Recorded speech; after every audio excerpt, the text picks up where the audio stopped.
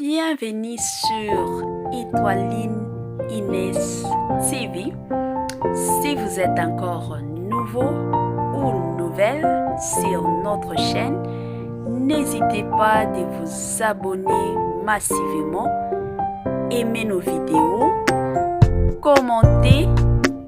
et partager. Chez Étoiline Inès TV, c'est la qualité, la différence et la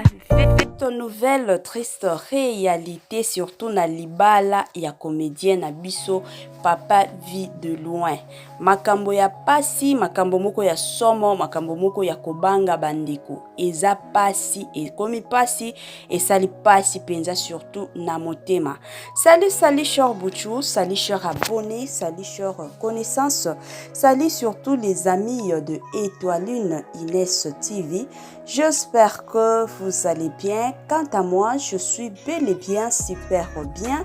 par la grâce de Dieu. Cher Bouchou, cher abonné et chers connaissances, Yalelo Penza na memeli bino ndeko na biso Vie de Loin, star na biso ya kitoko, comédien na biso ya kitoko, asekisaka ebele ya batu, asepelisaka pe ebele ya batu. Lelo Penza tozolobela makambo oyo ezoleka na libala na ye, makambo moko ya somo bandeko, makambo moko ya kobanga makasi. Yango na osenga na batu oyo nyonso tu,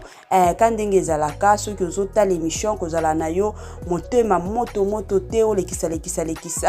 te zwa penza kiti na yo vanda tia mwa verre mai to jus na yo pembeni wana kote mosusu ozolia na yo soki banguba ozolia soki nini oliaka na yo wana ozolandaka émission malembe et puis nalingaki na encourager nanu pona batu o nyonso tout si c'est la toute première fois ya kokota surtout na chaîne na biso ya kolanda émission na biso. En tout cas, nos senga na bino bo s'abonner massivement et surtout n'oubliez pas aussi de cliquer sur la cloche de notification pour recevoir les nouveautés surtout de notre chaîne. Aimez la vidéo bandeko tongo talawana otie moi j'aime tolinga kango mingi makasi tolela ba j'aime na bino et puis bo sala pe partage ba commentaire surtout ba suggestion na bino moi conseil pe esungaka na système moko ya bien makasi. Bandeko makambo eza ya somo makambo eza ya kokamwa makambo ekomi ya kobanga.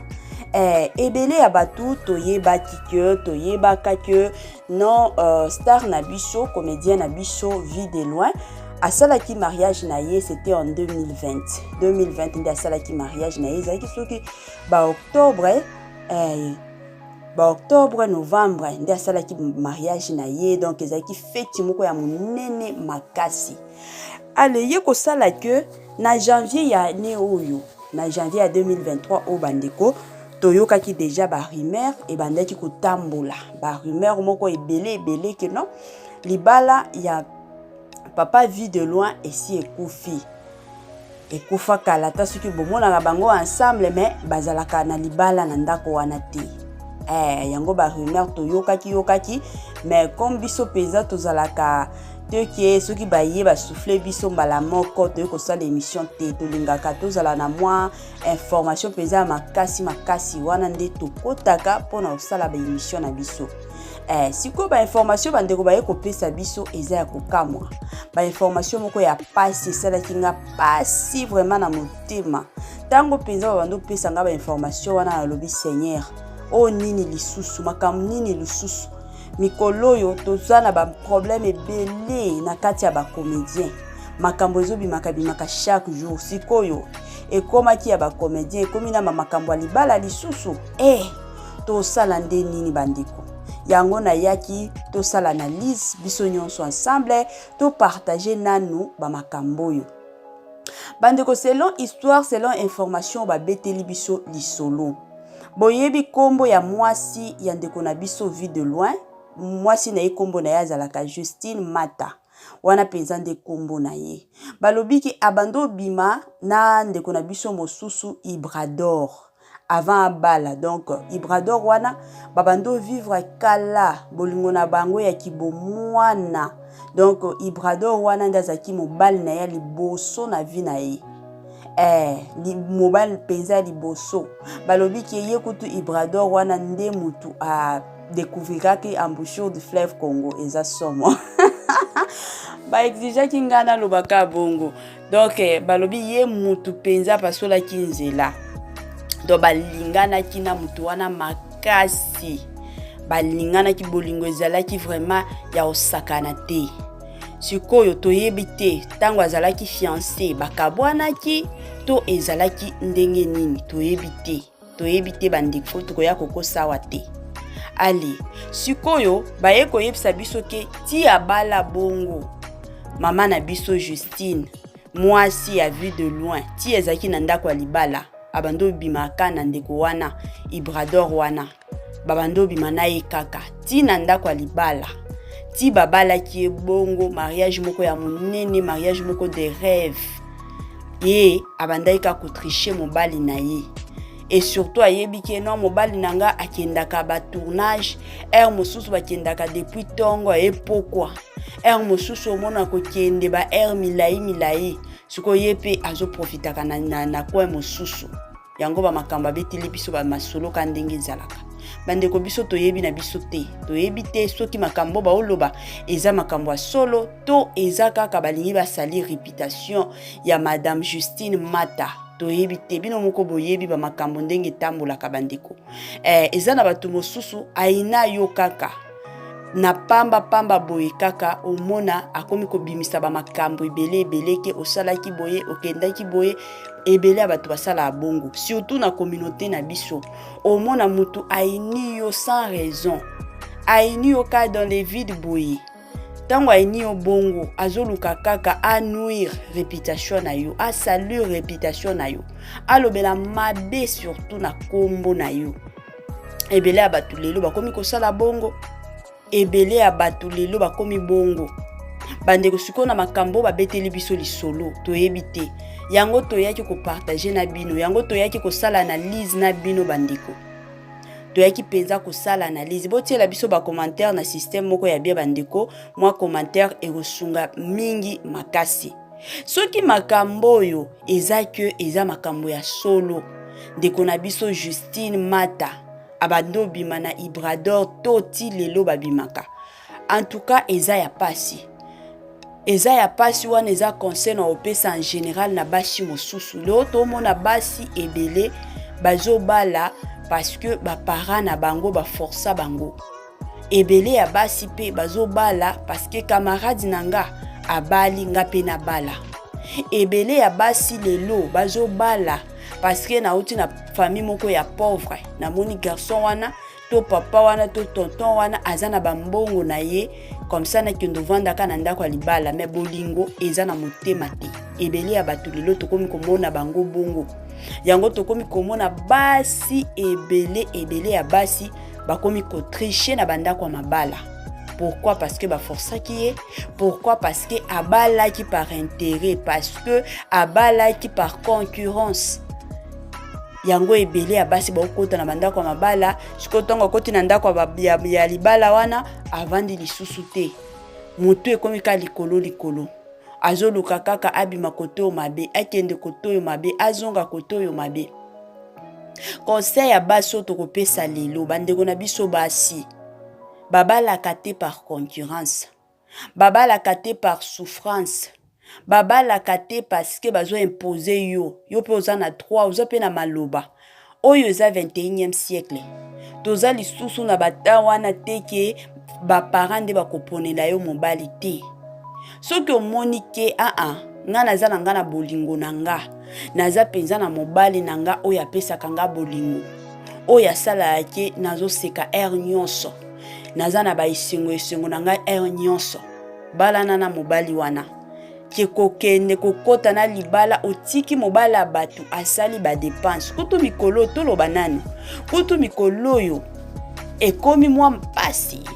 bambongo badoto na ba famille ebele bakomi ko exagérer bambongo bakomi kolekisa bambongo omona tala mbongo neti baoteka mutu neti penza baoteka mutu wana ka mbongo dot yomona mobali azobunda ebele kutu ya mibali ata kosomba pantalon ya ye moko azokoka lisusu te na mutu ifo kaka na pesa mbongo dot ifo na pesa mbongo dot ata chemise a pamba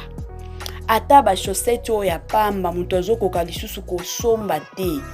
parce que na makanisi na ye nyonso na motema na ye nyonso donc préoccupation na ye ebele eza kaka mbongo dot na pesa tango pe akosilisa kopesa mbongo dot biso basi lelo tokomi kaka na lingi mariage nanga de rêve na invité 400 personnes batu nyonso tu baya ba participer na mariage nanga eza mariage munene batu nyonso ba sentir ba camarade nanga penza ba sentir que non na bali ebele ya basi omona mobali abandeki kobunda nanu pona dot abundi bundi pona dot po apesa mbongo dot zamba sungi mobali aye kopesa mbongo dot sikoyo akomi kobunda lisusu pona ko organiser mariage et puis wana kuto omona peni eza mbongo eza kutu na ba famille mosusu omona ta famille abasi ata soki basenga ki dot combien ezaki ebele ya ndenge nini baza takuna te baosunga kutu ata mobali te ke tosunga yo na ba préparation ya mariage te batiki ye moko akomi kobunda lisusu kobunda jusqu'à ce que mariage et au salema akotisi mwasi na ndako ya libala mwasi azosalaka te mobali ndi azosala makambo nyonso afutaka ndako aliesaka ye alatisaka ye makambo nyonso me akokamwa eza komona ke après ba effort nyonso mwana bato azosala mwasi akomi kobiba akomi kotricher mobali na ye na mobali mosusu na makangu na ye ya kala soki eza makangu na ye ya kala te eza na mobali mosusu basi ya lelo omona ba mosusu balobi parce que mobali nanga voyagaka mingi atika nganga moko parce que mobali nanga kenda musala nyonso ozonga kana pokwa bandeko toyebi ke mutu oyo vraiment azalaka na makasi ya kosupporter te absence ya mutu na vie ezala nde mobali mwasi akoki kovanda ta ane mobimba sa mobali mutu oyo vraiment nzoto epelaka moto ezala mobali mais akomona ke basi ya mabala bazotricher eza ya pasi bamosusu bakoloba te mama eza koloka oui mais eza na bato mosusu eza koloka te eza ka kindumba na kimutema mabe kindumba penza na kimutema mabe bandeko yango tokoloba ebele ya bato ebele ya basi lelo baosala bongo kimutema penza mabe soki omoni ke oza na yo na posa ya kosala vie eke mobali azoya kobala yo yebisa ye verité ke non naza na posa kobala na nga te nasala nanga nanu vie tona aussi sa kosala vie soki ozalaka wana ozozelanga obalanga mais soki pete na ozwa mobali mosusu tomona basi mosusu basala bongo bien que y a des gens o bakondana bango que non mwasi ya ndenge nini age ezokende mais mwasi alobi te nanu nasilisi te kosala vie nanga nasala nanu vie tona osilisa tona osisa baposa nanga nyonso nde na obala et puis c'est vrai omona mwasi wana tango abali wana na ndako ya libala aza totalement posé otolobaka posé ya makasi ebele ya basi basala bongo bien que eza na bato mosusu bafinga bango mais bazalaki na bango honnête vaut mieux kozala honnête ke kokende kokota na ndako ya libala po obando trichaka po obando bimaka na mibali misusu ya nini soki omoni ke na ndako ya libala peut-être naza heureuse te biloko o na bando s'attendre nango eza ono omona te o prier omoni ke esimbi te to mona bato mosusu lelo bakabwani vaut mieux okabwani na yo na mobali na ye comme ça kindumba wana okomi kosala ngo libanda comme ça kindumba wana okomi kosala ngo oyebi ke naza nanga divorcer na sina kabwani na mobali nanga tozala lisusu te mwasi na mobali wana kosimba ke oza na ndako ya libala oza kaka lelo ozwa o mabe lobi ozwa o mabe lobi o changer soki mosusu kuna mabe donc bato nyonso o changeaka